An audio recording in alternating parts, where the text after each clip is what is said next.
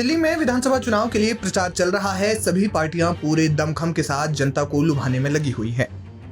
पिछले कुछ दिनों से कांग्रेस नेता राहुल गांधी का दिल्ली विधानसभा चुनाव के लिए कुछ सीटों पर प्रचार का कार्यक्रम तय हुआ था, लेकिन बाद में उन्हें स्थगित करना पड़ा। राहुल गांधी की तबीयत खराब होने के कारण न तो वे रैली को संबोधित कर पाए और न ही किसी रैली में शामिल हो पाए। बताया जा रहा है कि राहुल का गला खराब है। इसके अलावा आमतौर पर जो मौसमी बीमारी है वे उससे जूझ रहे हैं। हाल ही में उनका कार्यक्रम मुस्तफाबाद सीट पर तय हुआ था। इसके बाद उन्हें सदर बाजार निर्वाचन क्षेत्र में भी चुनावी रैली को संबोधित करना था, लेकिन तबीयत खराब होने के चलते वे नहीं कर पाए। ऐसे में माना जा रहा है कि उनकी जगह पर कांग्रेस की राष्ट्रीय महासचिव प्रियंका गांधी पार्टी के चुनाव प्रचार का मोर्चा संभाल सकती हैं। सूत्रों के मुताबिक प्रियंका गांधी 26 जनवरी को गणतंत्र दिवस के दिन से चुनाव प्रचार की शुरुआत करेंगी और इसके लिए वे उत्तर पूर्वी दिल्ली में अपनी पहली रैली को संबोधित कर सकती हैं।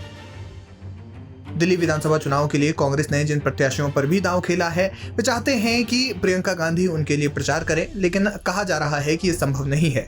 ऐसे में प्रियंका गांधी दिल्ली की कुछ हॉट सीट्स या कुछ महत्वपूर्ण निर्वाचन क्षेत्रों में ही चुनाव प्रचार करेंगी। एक शब्द है जो आप हिंदुस्तान की राजनीति में कांग्रेस पार्टी और खास तौर से राहुल गांधी के लिए इस्तेमाल नहीं कर सकती हैं। उनका दुर्विरोधी भी उनके लिए डर शब्द का इस्तेमाल नहीं करेगा, कांग्रेस के लिए भी नहीं कर सकता, क्योंकि जिस तरह से हम जिस शिद्दत से लड़ते कोई और लड़ता नहीं है। राहुल जी की तबीयत नासाज है, ये सबको पता है। उनकी तबीयत कम खराब होती है, लेकिन जब खराब हुई है तो काफी खराब हुई है, गला काफी खराब है। और जैसे ही उनको स्वास्थ्य लाभ होगा वो दिल्ली के चुनाव मैदान में आएंगे।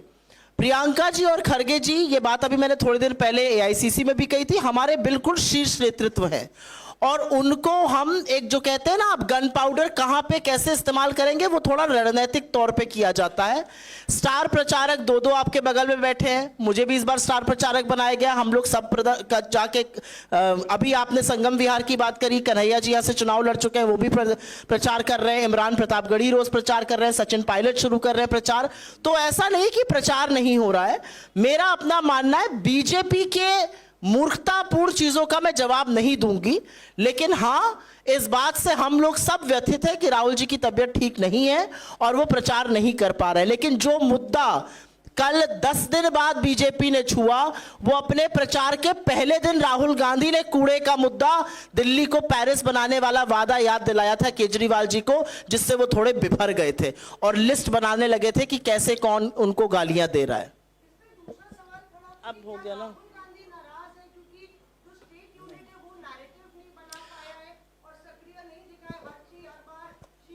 मुझे लगता है कि हम सब लोग अधिकृत प्रवक्ता हैं।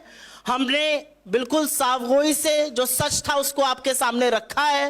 राहुल गांधी जी की तबीयत को लेकर अब आप लोग अटकलें लगाएंगे कि क्या वो नाराज है या नहीं, तो ये तो बात बनेगी। मौसमी राहुल जी नाराज थे, सीलमपुर चले गए।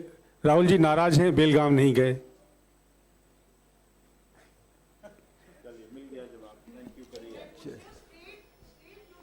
तो 29 तारीख को अध्यक्ष 29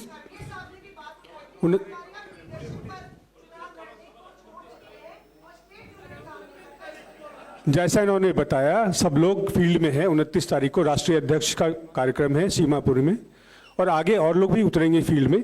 अब तो माहौल शुरू हुआ है, चुनाव गर्म हो रहा है, इंतजार कीजिए।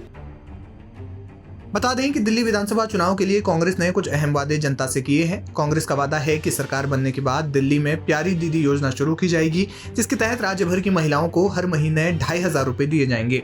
इसके अलावा 25 लाख रुपए के आजीवन स्वास्थ्य बीमा का भी वादा किया गया है। रसोई गैस को लेकर कांग्रेस का वादा है कि 500 रुपए में सब्सिडी वाली रसोई गैस दी जाएगी। वहीं 300 यूनिट बिजली मुफ्त भी दी जाएगी। युवाओं को लेकर भी पार्टी ने 1 साल तक 8500 रुपए प्रतिमाह वजीफा देने का वादा किया है। वहीं बीजेपी और आम आदमी पार्टी ने भी तमाम वादे किए हैं। ऐसे में देखना अहम होगा कि दिल्ली के दंगल में कौन किसे पटखनी देता है।